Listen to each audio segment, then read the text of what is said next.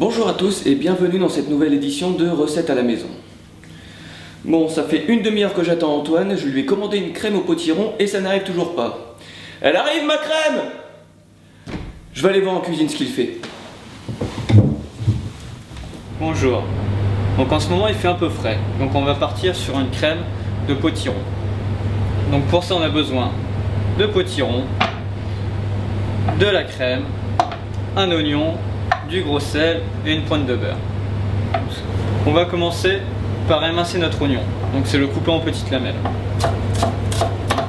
Donc nos lamelles d'oignon, nous allons les faire suer dans un peu d'huile d'olive, donc les faire suer sans coloration. Ensuite, nous allons vider le cœur de notre potimarron. Pour ça, on a besoin d'une cuillère. On l'a coupée en 2 ou en 4 pour que ce soit plus facile. Et on vide les pépins qu'il y a à l'intérieur. Donc là, nous allons couper notre potiron en petits dés. Donc vous allez me dire, mais c'est bizarre, il n'a pas épluché.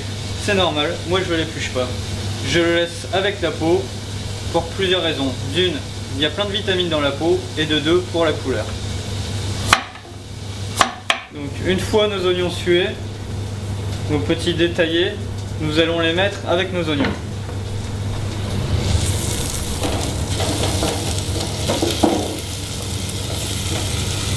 Donc on va laisser cuire quelques minutes, puis nous allons rajouter du gros sel,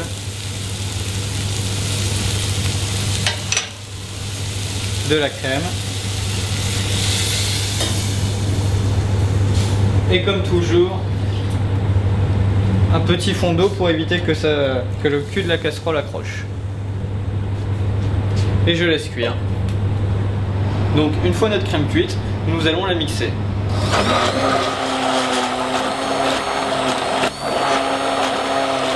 Une fois notre crème mixée, nous allons la passer au chinois pour éviter d'avoir des morceaux dedans.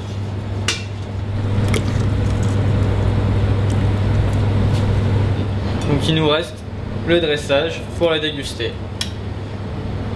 Donc là je vais mettre ma crème de potimarron.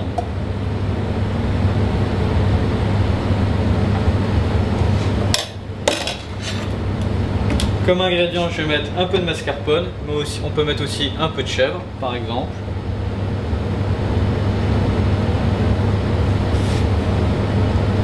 Et une petite herbe. Et là je vous ai fait des mouillettes, donc un pain frotté à l'ail avec un peu de beurre dedans et un peu de fleur de sel.